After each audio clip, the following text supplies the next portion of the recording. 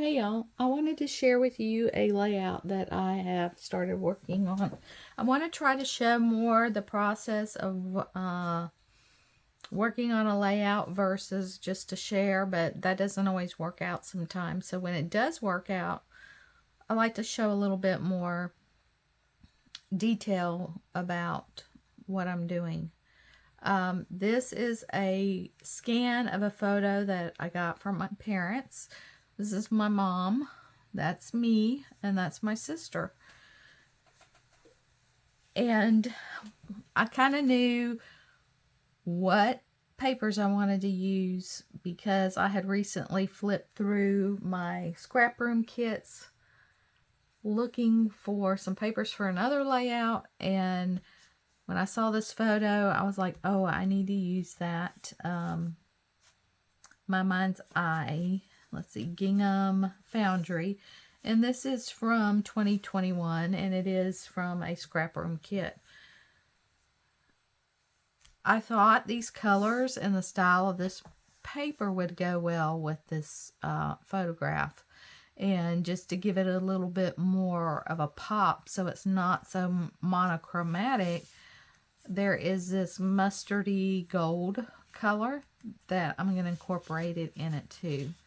So I will show you here, or I'm just going to flip these pages real quick as a refresher.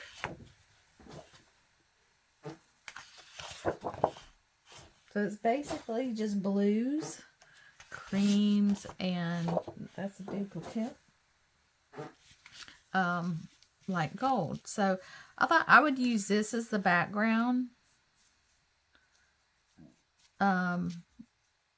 It says, I think to myself, what a wonderful world, the color of the rainbow so pretty in the sky. I'll never know, and I think to myself, what a wonderful world. I see trees of green, red roses too. So, you know, that is a song by Louis Armstrong. So I think that's going to be my background paper. And I did get my inspiration from another layout I saw because that's how I roll. And I'll find the photo and give the person credit for the idea, because you should give credit where you can. So if I know who made it, I always like to give credit. But what I have done is I cut one of these designs out for a top band, and then I am fussy cutting out these beautiful florals from this sheet right here. Let's see if it has a name.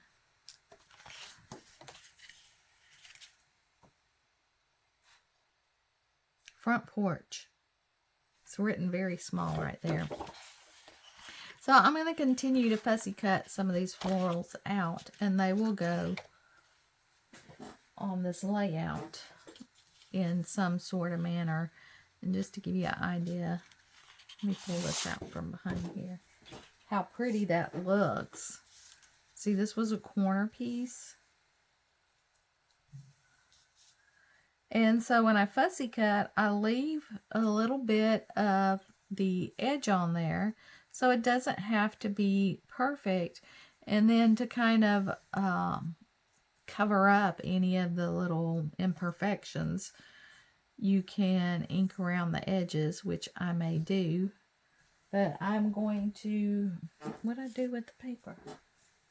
I'm going to continue to fussy cut some more of these florals, and yes, it is a little time consuming, but I think it'll be worth it at the end. So when we come back, I should have my completed layout. Okay, so here is my completed layout, and I am really happy with how it turned out. The scrap lift inspiration came from Rebecca Ruiz, and I believe she's on the design team, or was on the design team for Simple Stories, and I saw a layout on Instagram, And whenever I do, I just save them. And then when I'm looking for inspiration, one of the places I'll go to is the layouts that I had saved on Instagram. And the layout she had made had a big florals. I think it was from Simple Stories Wildflower. So I had these big florals. So it was perfect layout to do with this black and white photograph. So as I stated earlier, I had fussy cut a bunch of things, and I didn't not use them all. And I actually didn't fussy cut the whole sheet of paper, but I had another bunch that could have went here. But I set it on there, and to me, it just got a little bit too much, because I like to have areas where your eye can rest when you have a lot of florals. Because like this is a busy floral, even though it's almost monochromatic, it's a lot of sections of colors, even though they're repeated colors. It's just a lot to look at. So I opted to leave that out. And then I had the smaller one that I thought I could tuck under here. Let me just give you a visual to tuck under here. And to me, personally, for me, it took away from the layout. It was more of a distraction for me to have that there. So I just use this clusters of floral here. I cut this flower out and overlapped it on the corner because this flower overlaps here and it covers up that yellow spot. And there's another little faint one right there. And I'm sure I have Adobe Photoshop. I could take it out, but I just really didn't want to mess with it. And then I have it overlapping up here with the leaves. Now, when I'm done, completely done with the layout, I will go back and glue all these little loosey-gooseys down so they're nice and secure. And under the title here, this was a piece from the chipboard sheet that came in the kit. So I just used that for my title and used a little blue sticker that was on the sticker sheet, and then tucked these that I fussy cut out for embellishments. And this yellow flower here was a sticker, and I kind of cut one of the flowers off and did some tucking just to add a little bit more of that gold color. So then I needed some gold color here also, because I had gold here, and then I have gold on my journal card.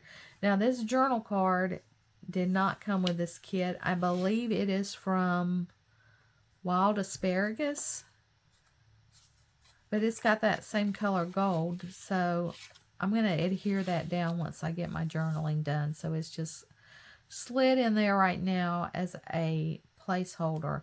And for my matting, I was going to use just a solid color cardstock, but you know, that was in this gold mustard color.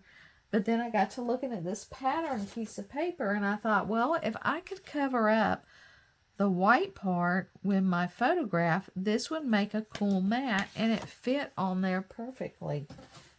So, because I thought, I'm not going to cut into a perfectly good piece of cardstock just for a photo mat. I mean, pattern paper. I'll just use a piece of cardstock, but I really liked the design of this. So then I had to go back and add a little bit of this blue here because I didn't want the gold and the gold touching each other. I wanted a little bit of separation just to separate the photo from the journaling spot. And I forgot to talk about up here, this was cut out of a piece of pattern paper.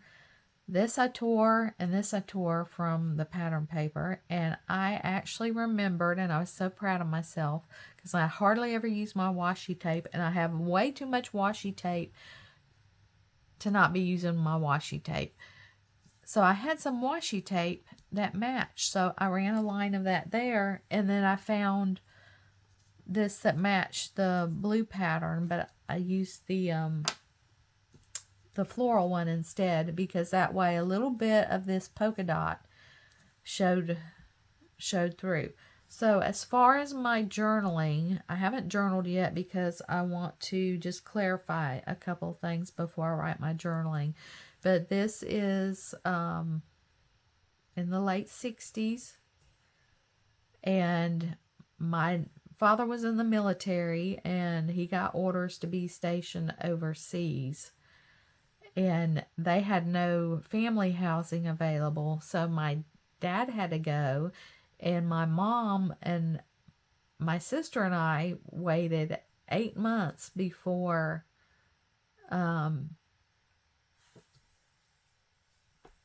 we got to go be with him. So my dad, because back then there was no Skyping, no cell phones, there was letter writing and phone calls. So my dad did not see a lot of my baby stage as a baby, because they were separated for 8 months, and she lived in an apartment in this little coal mine in town, a little furnished apartment. She had no car, and where my grandparents lived, my dad's parents, they lived like a little bit away, because there was no town where they lived. But if you went to the town, that's where you went. And this is just a little valley in the mountains. And so she thinks my grandfather took this photograph, and this is on their property. So that's what I'm going to journal about. And oh, almost forgot one more thing. Using this same photograph, well, let me jump back. I have this little bow that I'm going to adhere right there when I am done with my journaling. Okay, so fast forward.